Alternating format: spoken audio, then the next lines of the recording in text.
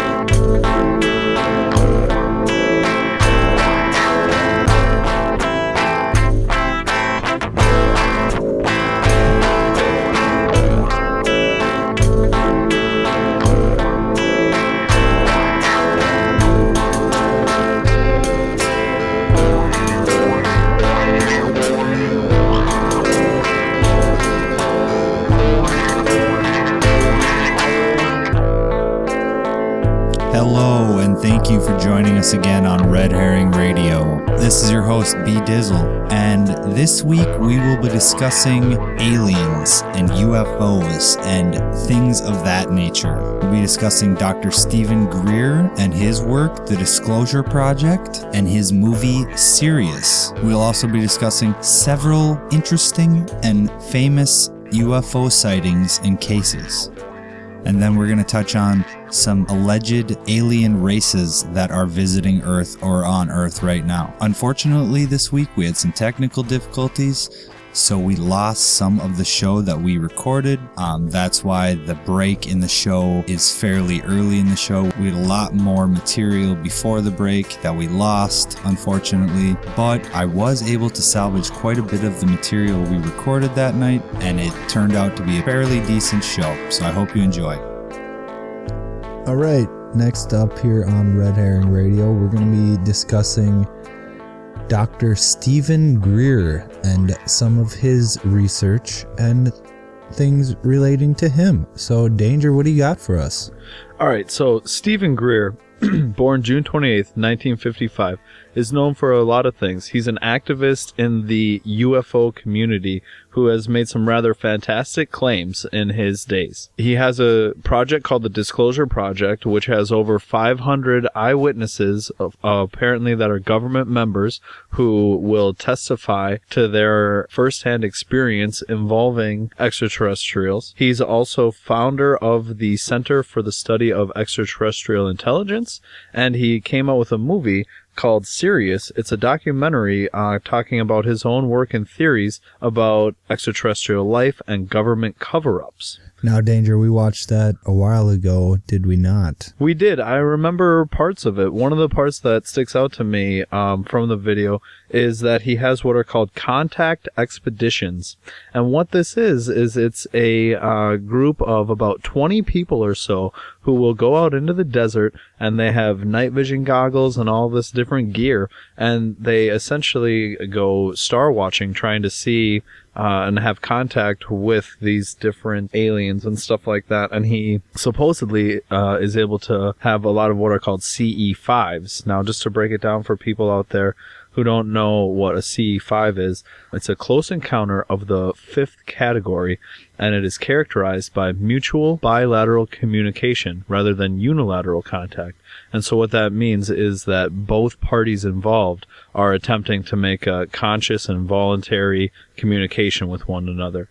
Okay, so a CE1 is a passive encounter, 2 is a reactive encounter, and 3 is an extraterrestrial initiated. And so the distinction is the CE5 is something that both parties initiate. And so Stephen Greer claims to be able to go on these contact expeditions and be able to have these CE5 experiences, which is pretty interesting. And so one thing to note about the Disclosure Project, it's a really cool idea that this huge group of people are willing to testify to their experience, but the catch of it all is that many of these witnesses are kept anonymous due to swearing oaths So yeah, Stephen Greer's made a lot of fantastic claims over the years about how the government is hiding all these energy and propulsion systems, but a lot of people have said that he doesn't have the evidence to back this up. So when his movie Sirius came out, this was an opportunity for him to kind of show his case of it. And one of the things that was featured in the films is what's known as the Atacama skeleton. And this is the skeletal remains of a 6-inch human found in a deserted town in the Atacama Desert. Now, we'll have pictures posted currently if you watch the video on our YouTube channel here. And so if you look at this, it does appear to perhaps be alien at first. And so in the Sirius film, he hinges a lot of what he's saying on this being an actual alien remains. And it has since then been proven to have human DNA. It takes a lot of credibility away from the documentary and his words, and it furthers his critics who have always said that Greer's fantastic claims ought to be backed up. Well, I remember seeing this in the movie Sirius, this small skeleton and all the tests they were doing on it. I'm trying to remember what the film actually concluded with, if it was inconclusive or if they actually figured something out on the film. So it's been shown that this is a human skeleton? Yeah, that's correct. I believe I have a partial explanation. Partial explanation, indeed. Still, looking at the pictures, it is an awkward skeleton with the skull. I guess that could have been produced with binding of the head, somehow creating that elongated skull like that, or perhaps it could be a birth defect. So, if people want to look at that and cast a shadow of doubt on Stephen Greer because of that, well, they can. I guess I wouldn't. Yeah, part of the explanation for why the skeleton looks the way that it does is that it's a premature human fetus, and that it's not an actual, like, born person that, like, lived and stuff like that. It's the remains of some sort of fetus, and that while that doesn't fully explain everything that's going on here, it's a big factor in why we see it the way that it does. Right. So we're going to have linked in the description below an appearance that Stephen Greer has on the Joe Rogan podcast, and we're going to listen to just a short clip from that. Oh, yeah, and some very odd photographs of what you might call transdimensional images that look like almost like a hologram of a being that floated right outside of our circle at Joshua Tree National Park, not too far from here, back a few years ago. You have photos of this thing? Yep. Where can someone see that? It's on the website, SeriousDisclosure.com. If you link to the CE5 part of it, there's a whole section of this strange luminous thing. And, you know, the photograph of that, it was a 3 or 4 second exposure. And what was seen right before this happened, which is really important for people to understand, was something about half the size of about the size of my fist or a little bigger. It was like a sphere that floated over the desert in November of 2009. And several people saw it. And then we heard what sounded like a group of people talking. But with our night scope, there's nothing there. And then, so a woman on my team took her camera and just had a 3 or 4 second exposure, took a photograph, and in that area where this had happened, there was this being that was... And did you see this with your eyes, or is this just... No, because this would have been in a flash, but it's in the digital... Is it possible that it's just an artifact? No, it's not an artifact, absolutely not. Why is that not possible? I mean, flashes always produce artifacts. They produce orbs. She did not use a flash. Oh, okay. It was visible. The flash was... So in other words, this was no flash bulb. We don't allow flash photography when we're out. You got to have good night scopes. You have to have good cameras. You can adjust the ISO and the aperture and all that. Campfires? No, we never have campfires. No? There's a complete darkness. The most you're going to see when we're out there is maybe an LED on a camera. That was a brief clip from Dr. Stephen Greer's appearance on the Joe Rogan Experience. We will have a link in the description below for the entire video. If you want to check it out, I recommend it. Yeah, so just closing thoughts on Stephen Greer. He's a very interesting character who has a lot to say and makes some fantastic claims. It seems to me that the claims are just a little too fantastic. He's been kind of going off about this kind of stuff since 1995 and hasn't, just nothing like super conclusive has really come to light from his camp. Yeah, I gotta say that I guess I've never seen anything really substantial come from Stephen Greer, but he seems to me like an intelligent man who would not be dedicating this much time to something he does not truly believe in. And I admire him for the amount of work he's putting into something he believes so wholeheartedly in. And he believes that we are being kept in the dark, and he wants to bring us into the light, so to speak. So I admire that. Yeah, and that's why we have him on the spotlight today, because he's the kind of person who's not just accepting the status quo and who's going beyond just, he's seeking answers and continuing a search for truth. All right, that seems like a good place to leave that. And I think we're going to take a short break. So, Danger, what do we got coming up? Well, on the other side of the break, we're going to be covering some famous and interesting UFO sightings, as well as taking a closer look at various alien races that have been reported to have made contact with humans. All that and more, up next on Red Herring Radio.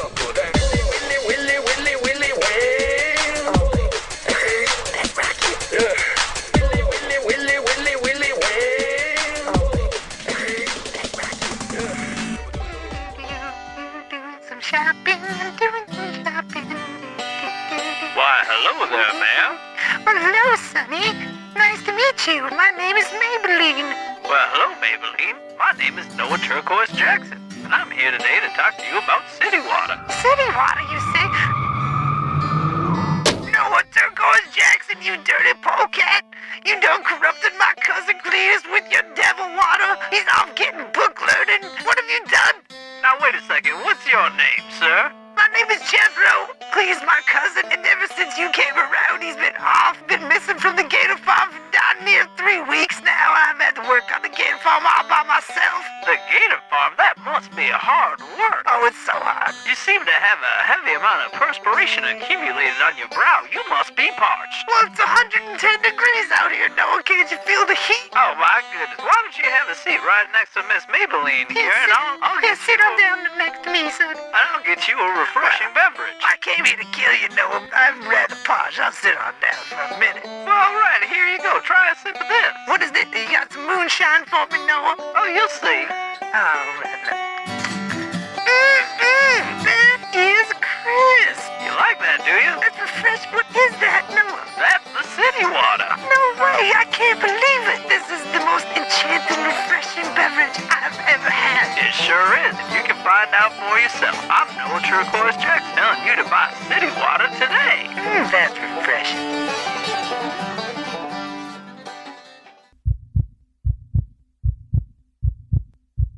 Warning.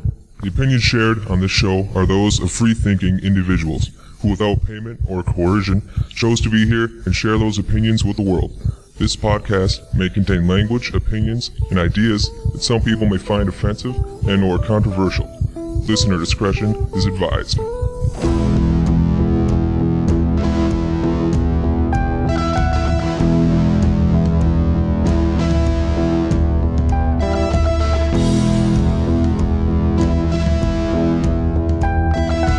Program complete.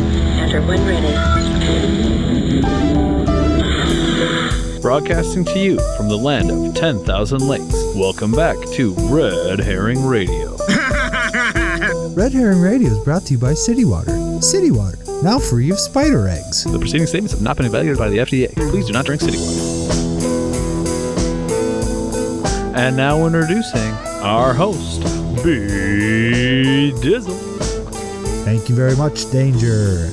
All right, so let's get right into it.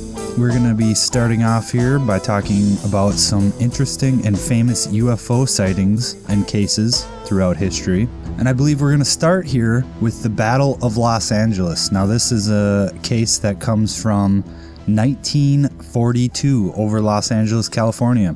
Now, this happened on February 24th and 25th of 1942.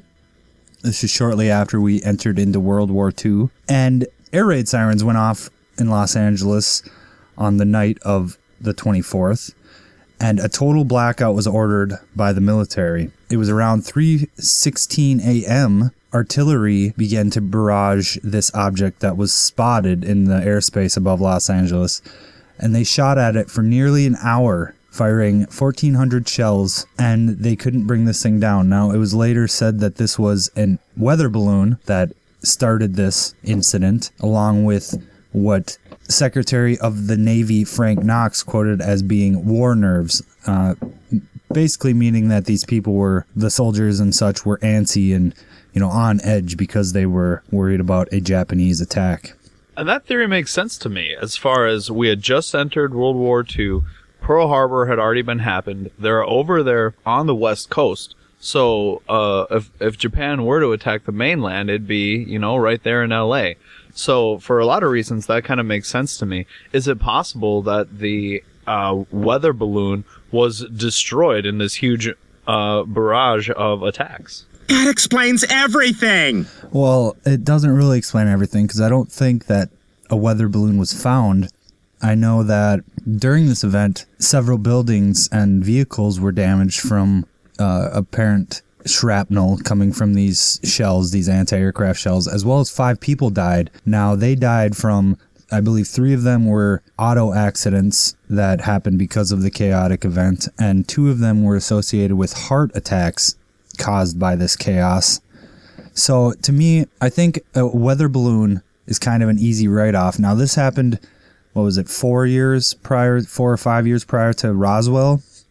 And we'll get into that in a little bit here, but it's the same basic excuse in my mind. They're saying it's a weather balloon, but I don't think, they fired at this thing for nearly an hour.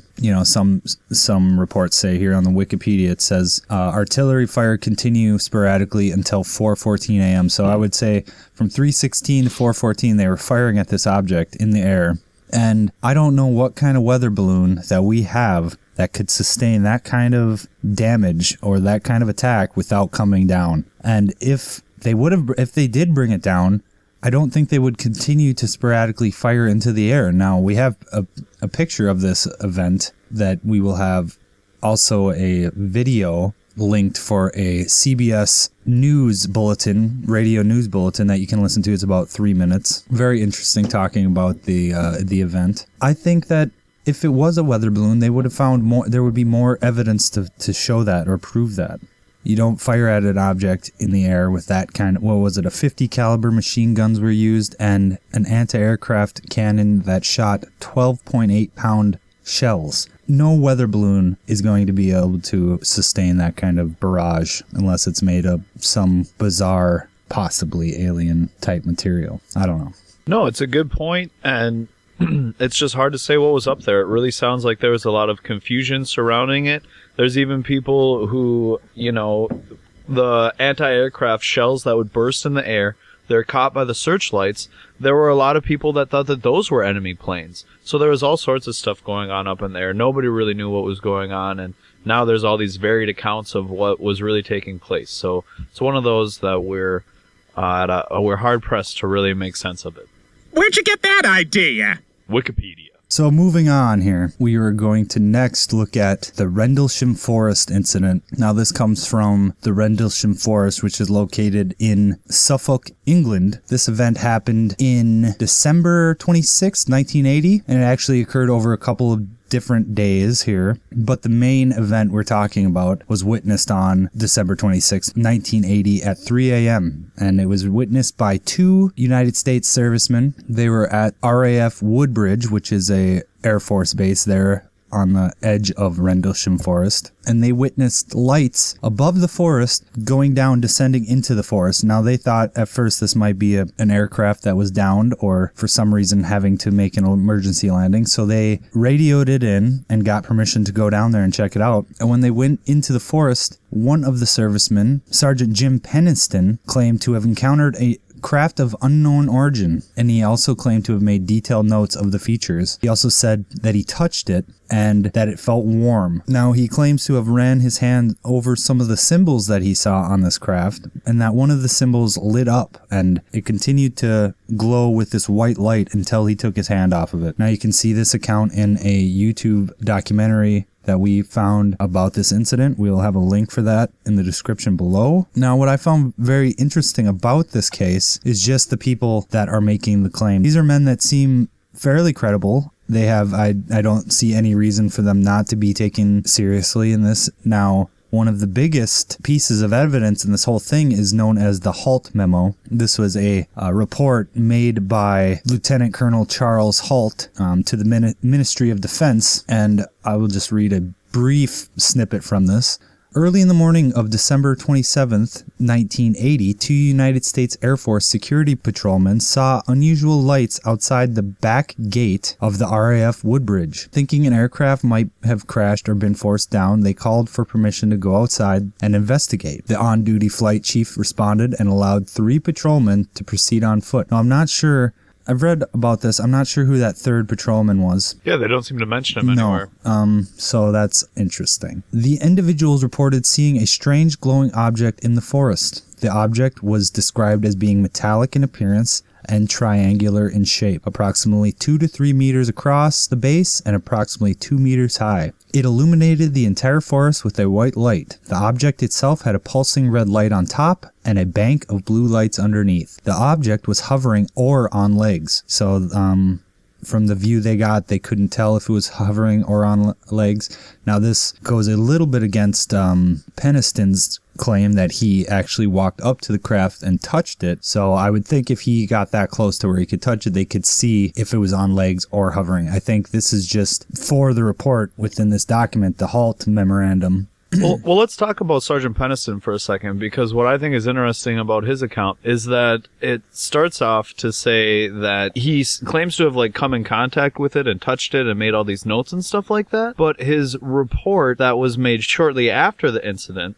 contains no mention of physically encountering an unknown craft nor of interacting with it. So what that means is that it seems to me like his story has kind of elaborated as the years have gone on, and further evidence to support this is that in 1994, several years after the incident, Peniston was undergoing regression hypnosis, and in this hypnosis, he claimed that the craft he encountered came from our future and was occupied by time travelers, not extraterrestrials. So the way that his story seems to have changed over the years and just over time takes away some credibility in my book from it. Well, I would agree with you. However, I think events like this, they could be so shattering to a person's psyche that a lot of it could be blocked out. And through a hypnotic regression, he might be recovering a lot of these memories that he has. So I won't totally discount that, but I see your point you make. Yeah, and, so I see your point as well, but ultimately... You don't get paid to think. You get paid to look honest. So, while I understand that aspect of, an event like this being mind-warping, at the same time, I do see the human desire for fame and spiraling fantastic story that is a possibility as well here. So I just think, we're at a point where both sides have to be considered, sort of. Well, with all these UFO incidents we're talking about tonight, UFO sightings we're talking about tonight, we really have no idea. It's all speculation. Pretty much we're only talking about them to generate a curiosity and a grounds for which to talk about these things. So really, we're never going to know what happened, but I encourage everyone to check it out a little bit on their own. Up next, we have the 1952 Washington, D.C. sightings. Oh, this is a good one. There are pictures of it. It was picked up by Andrews Air Force Base radars, as well as the Washington National Airport radar. So essentially this happened over a couple of weeks, I believe, or... There were 3 different weekends that it seems to have taken place on. Okay, so it happened over a couple of weeks. They were detected on radar. Fighters were launched after these things. So they were pretty much shut down by these things. They couldn't do anything to catch them. They couldn't do anything to stop these things. The official explanation was temperature inversions, which supposedly caused ground lights to bounce off the clouds giving the appearance of lighted craft in the sky. The temperature inversion, that is a real thing, isn't it? So, very high frequency radio waves can be refracted by inversions, making it possible to hear FM radio or watch VHF low-band television broadcasts from long distances on foggy nights. The signal, which would normally be refracted up and away from the ground-based antenna, is instead refracted down towards the Earth by the temperature inversion boundary layer. This phenomenon is called tropospheric ducting. So essentially what they're saying is that phenomenon of temperature inversion that can happen with radio waves and bounce them down to the ground rather than up and away, it's essentially reversing, and it's happening to light and it's bouncing it up rather than down, right? Is that what that's pretty much the idea I'm getting behind all this? A little bit, but I'm not really seeing anything about light being the factor here, or that it affects light. There's so many people that saw it and stuff like that, and it's not explained, and that the explanation of temperature inversion is really lacking, because some reports have said that this temperature inversion phenomenon was happening throughout the summer in Washington, D.C., so why would it be the case that only on these particular weekends that the radar and the eyewitness sightings would happen as such? And furthermore, temperature inversion generally, when it affects radar, shows up on the radar as a straight line, as opposed to what was being shown on the radar, which was more of a series of like individualized dots and separate things. Well, the radar operators gave up their own explanation why they thought this was happening. And one of them is quoted as saying, "Inversion blips are always recognized by experts. We are familiar with what weather conditions, flying birds, and other such things can cause on radar. Temperature inversions on radar are typically weak returns and move at slow ground speed. These blips were distinctly clear, reported as very good returns, solid, and often traveled at unbelievable speeds." So yeah, I mean, from that, it does seem like this is not temperature inversions, while it's not clearly an example of extraterrestrials. Well, or anything literally like hundreds of people saw these objects in the sky and photographed them. A lot of these people were Air Force personnel themselves and considered as reliable sources. And I would have to wonder if some of these people are like ones that are part of Stephen Greer's Disclosure Project, perhaps, if there's any crossover there. Well, one of the people who saw this was a sergeant, his name being Sergeant Harrison, and he's quoted as saying, "I saw the light moving from the northeast towards the range station." The range station probably being the radio range station or the radar range station. "These lights did not have the characteristics of shooting stars. There were no trails and seemed to go out rather than disappear. They traveled faster than any shooting star I've ever seen." The sightings continued throughout the month of July that month. So this is a very interesting case. We will have some articles and information linked in the description below. Leave us a comment and let us know what you think. Moving on. Now we come to what many people consider to be the granddaddy of all UFO cases and sightings, and this would be what I would consider the progenitor, if you will, of the whole ufology movement, really, and that is the Roswell incident. Dun dun. Now, we've all heard about this. Well, most of us have heard about this. John Glenn. John Glenn, I'm sure, has heard about this. Yeah, this is John Glenn, butt munch. Oh, really? Well, we'll start calling you John Glenn then for the rest of the night. I don't really care. All right, so Roswell. We're on the Roswell Wikipedia page here. The Roswell UFO incident refers to events surrounding the crash of a military Air Force surveillance balloon at the ranch near Roswell. Now, the claim that it was a balloon that was downed or came down in Roswell rather than a UFO, that is referring to Project Mogul. Danger, you want to fill us in on Project Mogul a little bit? Sure. So Project Mogul, sometimes referred to as Operation Mogul, was a top-secret project by the U.S. Army Air Forces involving microphones flown on high-altitude balloons. The primary purpose was long-distance detection of sound waves generated by Soviet atomic bomb tests. That would give reason to why there would be so much secrecy around this. Yeah, so they said weather balloon because they didn't want people to really know that it was, spying. Top-secret spy balloon. And at the time, the Soviets were still our allies. The Cold War hadn't really began yet. So for us to be beginning to spy on them for that to have gotten out, could have caused increased tensions in the relationship there. Well, I think that, and if you've seen the photographs of the Army officer who's holding the wreckage in his living room, I'm going to be totally honest with you. It doesn't look like some kind of UFO. What are you talking about? It looks a lot more like a what would be a weather balloon or some kind of balloon. Yeah, and so while the Roswell incident is famous for bringing about the ufology movement, it seems to me like this one has perhaps been debunked. It's just a very interesting case. There is so much to look into this, the Roswell case. It's one of the oldest cases that we have. On July 8th, 1947, the Roswell Army Airfield Public Information Officer, Walter Haut, issued a press release stating that personnel from the field's 509th Operations Group had recovered a flying disc which had crashed on a ranch near Roswell. Now that, to me, throws the whole thing into, speculation here. You can talk Project Mogul all you want, but when the Roswell Army Airfield Public Information Officer issues a press release that says it was a flying disc, you could make the argument that it was strictly disinformation to hide Project Mogul. Yeah. I've heard that argument a lot, that the whole UFO community and all the information that we have is all disinformation to hide black projects that the government is running. So that to me could be what we're looking at here. Another possibility is that the disc was hanging below the weather balloon,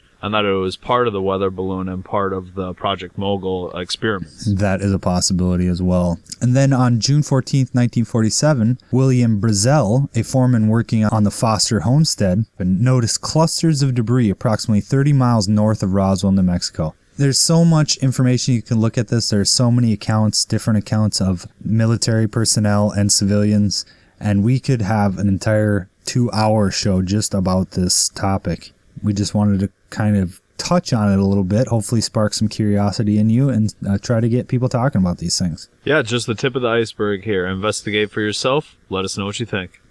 All right, and finally in this segment, we will be discussing the Billy Meyer contact case that is still ongoing to this day. Billy Edward Albert Meyer. Buckle your seatbelts, people, because it's about to get interesting. Yeah, this is a pretty interesting case and controversial case. So Billy Edward Albert Meyer, born February 3rd, 1937, he's a citizen of Switzerland, is the source of many controversial UFO photographs. He claims that since he was 5 years old, he has been in contact with extraterrestrials he calls the Plejarans.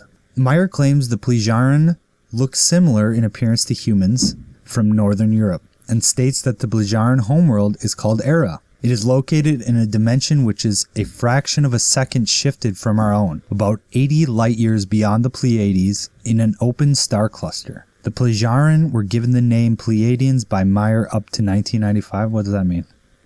That he changed the name of them after 1995. Okay. They were called the Pleiadians up till 1995 when Billy started calling them the Plejaran. So essentially, Billy has been taking what he claims is photographic evidence of these extraterrestrials visiting him, and we'll have those linked, and we'll have links to the Wikipedia and the different information we are using. Now, just from first impression of some of these pictures, they look totally fake. Like, I'm looking at the That one... might just be because it's so hard to accept the idea that they could be real. That's... Well, and it's just so hard to put it into context. That is reasonable. He also has metal samples that he has submitted to be analyzed. In Wendell C. Stevens' book, UFO Contact from the Pleiades, a preliminary investigation report, it's from 1982, page 424, they're quoted as saying, looking at the piece by X-ray diffraction for elemental analysis, he found a single element deposit of thulium, a rare transition element in the lanthide series. Essentially, Billy has submitted these rare earth metals that are very rare, and they've been tested with X-ray diffraction and stuff like that. They have interesting characteristics. All the elements examined spectrographically had missing bands in their spectrums, which should have been there. So he's showing us some interesting things here, apart from his pictures of UFOs. He also has pictures of what he claims to be dinosaurs, because he claims he has been taken through time and dimensions by these Pleiadians. So here's one thing that I want to say about this, and what I like about Billy Meyer's accounts is that he's kind of put up some evidence in a way that a lot of ufologists and whatnot kind of fail to do so. Like, for all of Stephen Greer's work, he doesn't have a whole lot to show for actual evidence of extraterrestrials. Here, on the other hand, we have pictures, these metal samples, and so on. Well, to throw on top of it, that Billy Meyer's ex-wife came out and made the claim that this was all a hoax. But prior to their divorce years ago, they were all subjected to polygraph tests. Billy Myers, his wife, and his children. And they all passed them. So that gets, a certain amount of merit, but that is a fallible technique. I think you have to admit it's not infallible. Well, no, it's not totally infallible, but I mean, it does say a lot. But I do want to point out that these metal samples have apparently disappeared, and as a result, there's been no peer review process to allow confirmation of what's been seen, and it's impossible to scientifically verify the claims that were made about these metals. Like the Roswell case, there is so much information about this that you can look at yourself and make your own determination about it. I happen to think, my gut tells me that there is more to this than just it's not just a hoax. There's something more going on to this. And I think it's the easy cop-out way to be like, it's just a hoax. But there's so much, like the metal samples themselves and the results of the analysis of those metal samples. I mean, to me, that carries a lot of weight. When an expert looks at the metal samples and it confounds him, then I know there's something going on more than meets the eye. And that's a good point, but it's just one expert, and the metal samples have since disappeared. So it's hard for me. I mean, I always got to play the role of the skeptic when it comes to all things. You gotta question it, no matter what side is telling you, and see how it sits with your own logic and reasoning and things like that. And so when there's just the one person who examined it, and there's not able to be further study on it, that kind of weakens the case in my book. That's the dumbest thing I've ever heard. Hey, you keep it down over there. That was very good, Danger. I agree with you, and I think it's healthy to be skeptical of all things. God, you can be such a douche. Anyway, I think that Billy Meyer case segues perfectly into our next topic of the evening, and that is some different alien races that are allegedly here on Earth or visiting Earth. And I think we're going to start with the Pleiadians, because those are the ones that are allegedly in contact with Mr. Meyer. Now, the Pleiadians, we're on the Rational Wiki page for Pleiadians. We'll have that linked in the description. They are also known as Nordic aliens. I think that the Nordic part of that comes from the fact of what they look like. They look like northern Scandinavian, light skin, blue eye, blonde hair type of look. Essentially, I think that's what the Nordic aliens are referring to. They're humanoid, and humanoid is referring to human-esque in the sense that they're bipedal. They stand on two legs, walk like us, they have two arms. They come from the stellar system surrounding the Pleiades stars. They are characterized as being concerned about humanity, and they're here to help us. This is something Billy Meyer has said many times, that they are here to essentially try to help us by guiding us in a direction that strays away from the systems and dogmatic things that we are entrenched in. Yeah, some accounts say that the Pleiadians exist in these other dimensions, specifically the fifth dimension, which is apparently made of love and creativity. Sounds like a fun place to hang out. And so that the Pleiadians themselves are here to help Earth and humanity to be able to ascend to these higher dimensions. If that's the case, I'm all for it. Well, Pleiadians can sometimes be connected with Atlantis and Lemuria. What's Lemuria? Hopefully we'll get into that topic on another show, but just to give you a quick idea of what Lemuria was another Atlantis-like society that was claimed to have existed at the same time. Interesting. So, according to some theories, Jesus Christ was a Pleiadian sent here to help elevate the vibrational energy of this world. A lot of people think the Pleiadians are here to help us in our struggle against some of the negative aliens that are trying to use humanity or keep us down. So, it's hard to say if these... I've never met a Pleiadian. I don't know if they are real. I don't know if any of these aliens that we're going to be talking about, or extraterrestrial races that we're going to be talking about, are real. But I think it's something we got to look at. You have to at least ask the questions and take a look at it and see what you think. You have to continue to pursue the idea until you're able to feel one way or the other about it, until you find out conclusively. Right. So the Pleiadians, they get their name from the constellation that they allegedly come from, the Pleiades. And You can see their ships in Billy Meyer's photographs. Obviously, Billy Meyer is not the only man to ever have been a contactee of these people. So yeah, that's one of the interesting things that kind of supports the possibility of this being real is that the consistency among accounts, that these accounts that are separated by both time and space would have the common thread of the specific description of these white-skinned, blonde-haired, blue-eyed extraterrestrials. Right. So, I mean, essentially, the Pleiadians, quote-unquote, are here to help us because they consider us their brothers and sisters, their, universal family. We're allegedly, in their opinion, we've all come from the same place, so we are their family, and they're here to help us. So let's hope that is the case. Moving on, our next alien race that we'd like to talk a little bit about, the reptilians.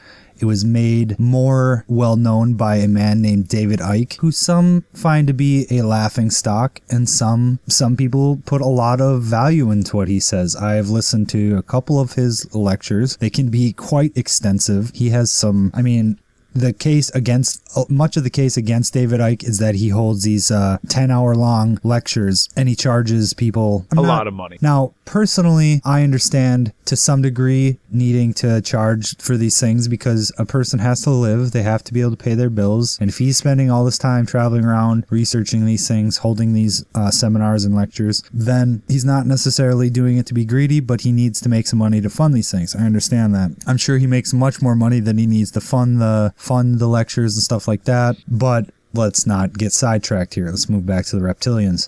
There is much evidence throughout history of a reptilian type extraterrestrial having some kind of effect or some kind of influence on Earth. Now, let's just start with the reptilians and the Greeks. Reptilians have a huge effect on Greek mythology, from the Serpent King of Athens, who was reported to have the upper half of a man and the lower half of a snake, to some of the Greek mythical monsters of the time, such as Medusa and things like that. We can see lots of art that is reptile based in the Greek world. It makes you think, what could have inspired some of these things? Yeah, and so we have to wonder about it, but at the same time, I think we have to kind of counterbalance that with the idea that this could be just an imagination running wild, and that these could be just fantasy depictions that we might come up with in the modern day as well. Indeed.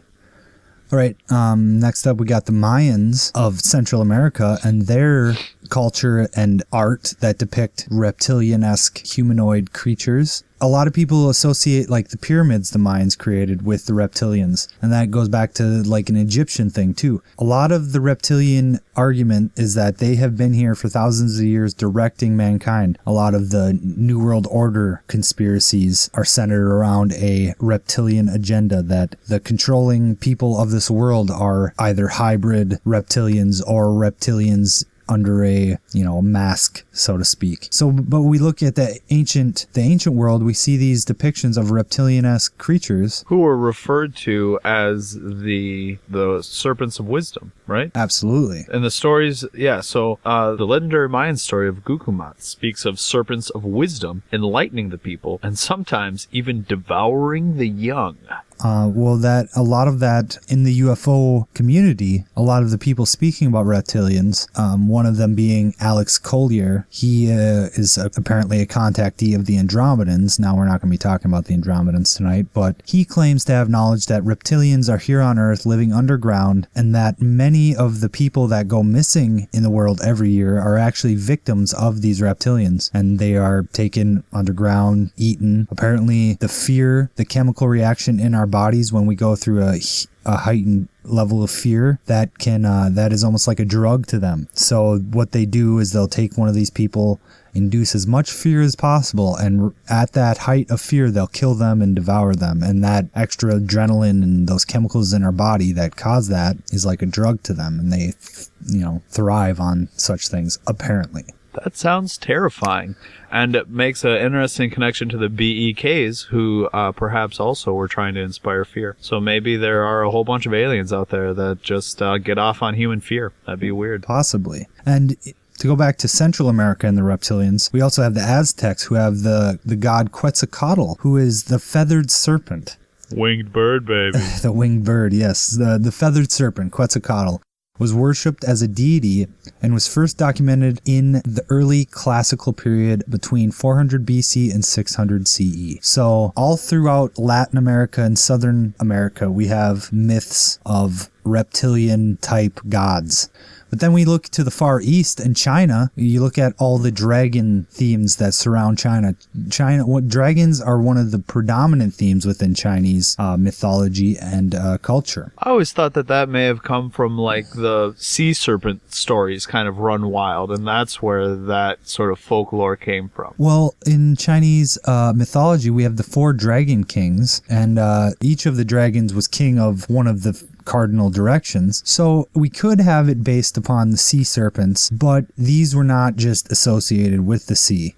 Throughout Chinese culture, we see signs of dragon kings, dragons, and characters who are able to shapeshift into humans. Now, that is a huge topic surrounding this whole issue, is the shapeshifting part of it. David Icke makes claims to that the leaders of the NWO, or the perpetrators behind the New World Order, are actually shape-shifting reptilian aliens who are controlling and directing the world for their agenda. So if that type of thinking dates back to Chinese mythology, that these creatures can somehow shift between human form and reptilian form, I think that says a lot more about the whole, or I think that lends a lot more credibility to the whole topic if this is information that dates back thousands of years. Now again, it could just be an act of imagination, but quite often even the things that are based around imaginary concepts and ideas are based in something real and factual. Yeah, they're inspired by reality, which makes sense. Yeah, one of the things about the reptilians, just like the Pleiadians, is that the consistency between cultures across time and space makes it somewhat more believable. One really quick side note about Stephen Greer again is the possible theory that he himself is a reptilian, a shape-shifting reptilian.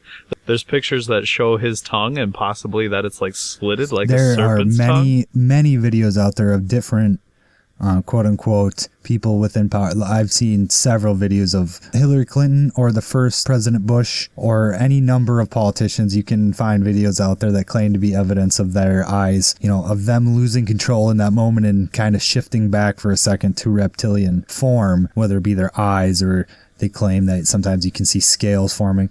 I don't know about all that. I've seen them. I won't discount them totally because I'm not a video expert. That's really interesting too. But getting back to the Stephen Greer bit, what about the possible idea that he is a reptilian and he dropped the ball on the whole kind of Atacama skeleton and kind of has lost all this credibility and stuff like that to take away momentum from the ufology movement to help keep the New World Order in power? That is one of the biggest arguments within the UFO community. What is legitimate information? What is disinformation? And I can see the argument there. I can see how a lot of this could be just put out there, planted, if you will, to take away credibility from the things that are legitimate. You mean a false clue? Or a red herring, if you will.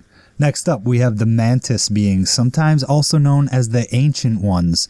Now, these are often seen collaborating or working with the gray aliens. They're often seen being or viewed as being ones orchestrating the abduction events. So when somebody is abducted, they'll look around and they'll see that the aliens around them, directly around them doing the experiments, are the gray aliens, but they'll look over and in the corner they'll see a mantis being like observing said abduction. But quite often there is a different experience that is associated with these mantis beings. It's not a negative experience at all, although their appearance can sometimes be intimidating or frightening. Yes, be quite frightening to a person. When the person has contact with these mantis beings, quite often they will get an overwhelming sense of peace, calm, and loving. They'll get the sense that these beings are not negative. They are here to, help us promote the good things within the universe and help us raise our vibrational energy of the planet. Now that's in stark contrast to the people who see these mantis beings with the gray aliens. So it's hard to say what's going on here. So the motives of these beings are often, like I said, in contrast with each other. Sometimes you see them with the grays during the abductions, in which case their motives are probably not very good, at least from our perspective. And then you have the incidents where people interact with these beings and they get the sense that they are very loving, very evolved. So these mantis beings, they're humanoid like us again, meaning they have the general bipedal stance with 2 arms and a head. The stark contrast, though, would be that they have a look. Now, everyone's seen a mantis, but these don't look exactly like a mantis, but they have some characteristics that... Like the arms are kind of mantis-like in the way that they bend. Yes, the arms will be kind of mantis-like, exactly.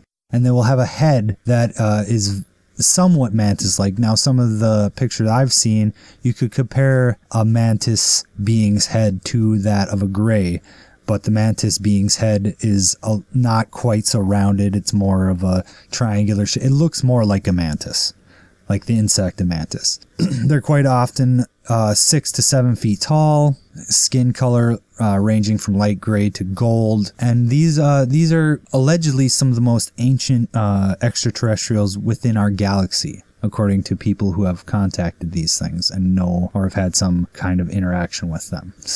The most common reports of the mantid beings is their presence in the background during abduction scenarios, like I said before. They also, in some cases, are reported to engage in soul gazing, a process by which an ET comes nose to nose with a human and stares unflinching into the eyes of the human, thereby making a link, and the effect is often described by those who have experienced it as totally shattering to the human ego.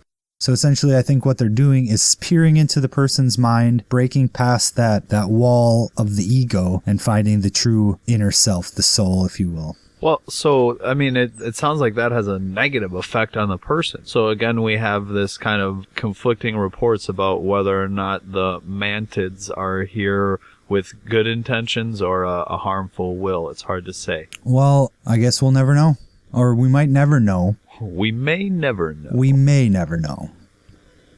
So moving on, our last alien race we will be discussing for the evening, and I wanted this one to be the last one because this is probably the most well-known alien race amongst the general public, the world in general. The gray alien is the alien that most people, if you close your eyes and ask people to imagine an alien, that's what you'll get. This is what you'll imagine. So the gray aliens, what we're talking about here, there are several different types of gray aliens, from tall grays to short grays. Some sources will say there are up to 22 subspecies of gray aliens. There are different accounts on what their intentions are here.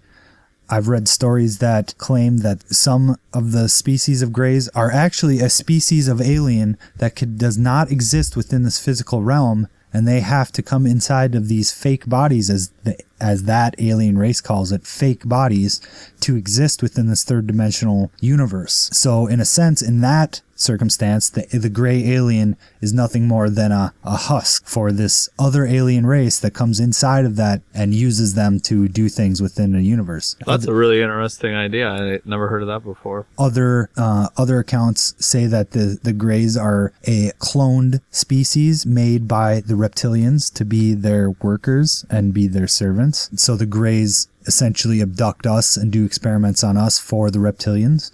The same has been said about the greys and the mantis beings. And then there's the claims that the greys are time travelers from our future. That's what I've heard, is that they're evolved humans, or, humans from much further on into the future. The larger brains are similar to what humans may have as time progresses. The small mouths are because eating has kind of changed and things like that, and telepathic communication is more common. Yes, many accounts indicate that the greys don't eat food like we do, but sustain themselves on a quote-unquote slurry of different chemicals that they absorb through their skin, and I'm sure there's all sorts of ways they collect those chemicals.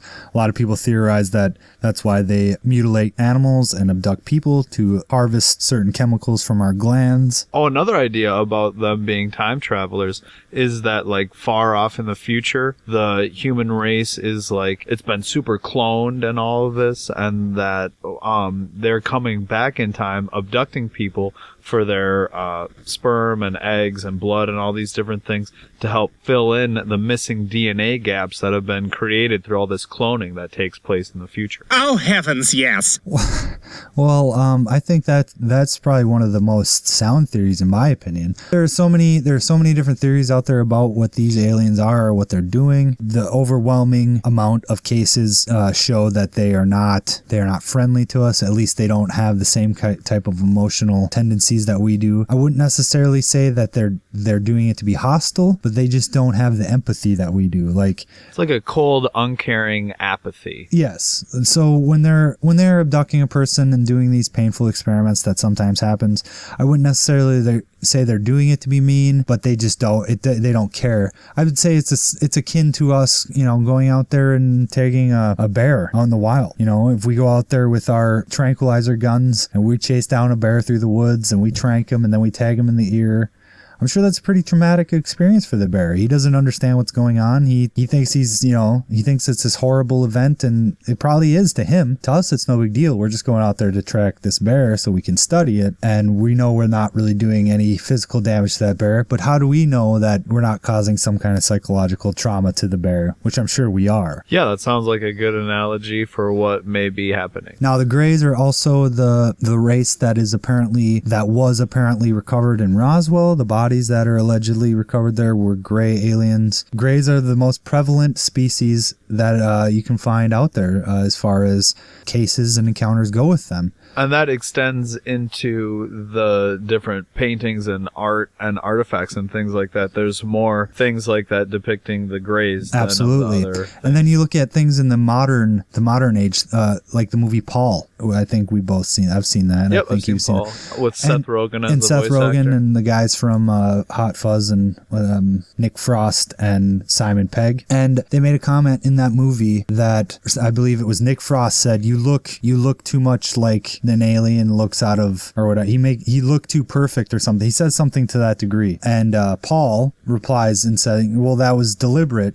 This information has been drip fed to the world over a long period of time, so that when we finally do interact with these beings, we won't freak out. We'll have in our subconscious, we'll have that fundamental information and idea already there, so we won't freak out." And I think that is a fair assumption to make as well. Or maybe not I think that is a fair conclusion to come to, that if there was something like this, they had knowledge of it, they being the powers that be, and they knew that it was only a matter of time before this information would come to light. What would they do? Would they try to keep it a secret forever, or would they, drip feed us information over a period of time to soften the blow of this information coming to light? Yeah, it's definitely a possibility. So I think to sum everything up for the night, all the topics we've talked about, Stephen Greer, the different UFO cases, and these alien races, I think, we can have all sorts of speculation about these things, but I think fundamentally it's just about, you got to take a look at the information for yourself and come to your own decision. I mean, what seems logical to you? What seems believable to you? How much stock do you put in the claims of other people? How much can you trust other people? These are just questions you have to ask yourself.